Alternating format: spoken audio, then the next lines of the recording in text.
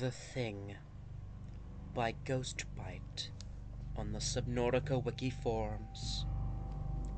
In the unfathomable depths of Subnautica, there lurks a monster. I am writing this to spare you from the time and pain of finding it.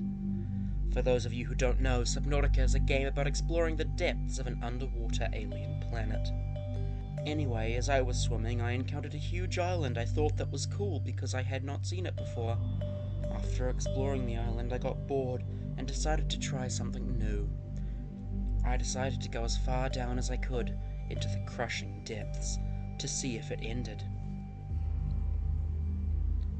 It is also important to note that the ocean floor, after going in any one direction for a while, drops suddenly into the depths. How far it goes, no one knows. First, I left the island and swam south away from the island for about 10 minutes.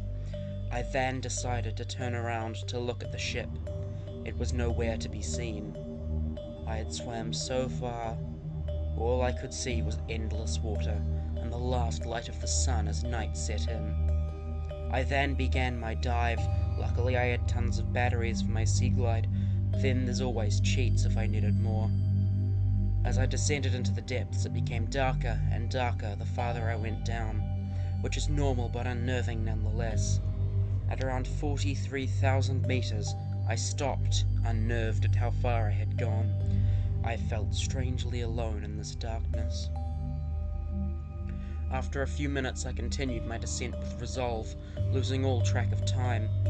Down and down I went, for how long I do not know. After 800,052 meters, I noticed something strange. My depth gauge stopped working and only stayed on 800,052. I've never seen that glitch before, but it did not surprise me, as I doubt many people have gone down that far. After using a cheat to refill my batteries, I continued down into the unending abyss. After 5 minutes about, something odd happened. The music abruptly stopped, and after 10 seconds, a haunted, mournful melody started playing that I had never heard. I swam horizontally for a while to see if I could find something. I found nothing. However, I did find out that the haunted melody only plays in a certain area and will stop if you swim too far away. After I swam back to where I left my beacon, which is where I first heard the haunted melody, I began to dive deeper into the depths. After 7 minuets, about something unnerving happened. The haunted melody suddenly stopped, and all background sound stopped. I continued diving, unnerved by the lack of all music and background sound, and made the downward trek in total silence. After 10 minutes of diving, I noticed the bubbles abruptly stopped, and all I could see was utter darkness. As I went even further, I spun around wildly, and lost all track of direction, since there were no bubbles and my depth gauge was not working. After looking around, I went in the direction I thought was down. As about 15 minuets passed, I was about to give up and quit when I heard it.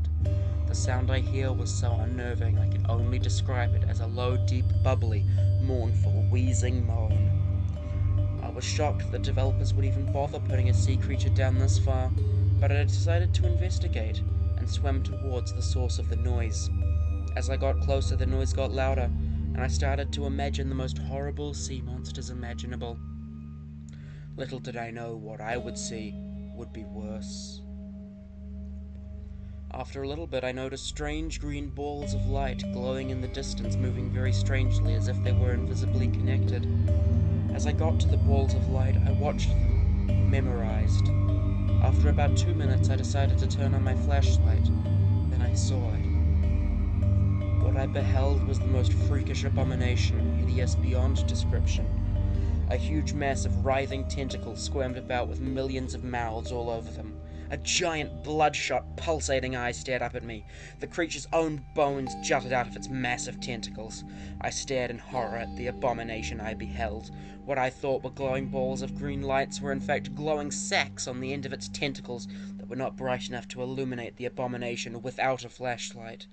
The creature was giant. It was far bigger than anything in Subnautica. Even the Cyclops, your main sub, was a minnow compared to it.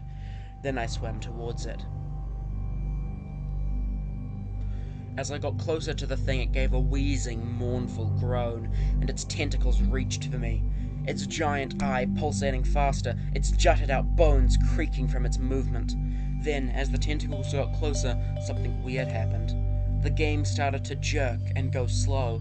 It was running at like 2 frames per second. Then, as the mouth-covered tentacles got mere inches away, the game froze. The eye stared at the frozen image of the thing in all its freakishness. Its giant eye seemed to be looking at me. I will never forget that image for as long as I live. After I could take no more of the thing's frozen image, I hit Ctrl-Alt-Delete and went to Task Manager and hit End Process on Subnautica. As the game force quit, I could only guess as to why the thing is in Subnautica. Perhaps the developers are testing a new creature down here and did not think anyone would find it. Or perhaps it was a rejected creature they were going to add, then changed their minds and left it down here, where they thought no one would ever see it. It may even be an Easter egg. Also, perhaps the reason the game froze was because the attack animations were never added, so the game got an error when it was about to attack. Why it is in the game is a mystery, but it is truly the most freakish thing I have ever seen. I have tried to find it again several times, but I have been so far unsuccessful, and I don't think I will again because of the time required to go down to that depth. If you wish to look for the thing, I wish you luck. Just remember, what is seen cannot be unseen.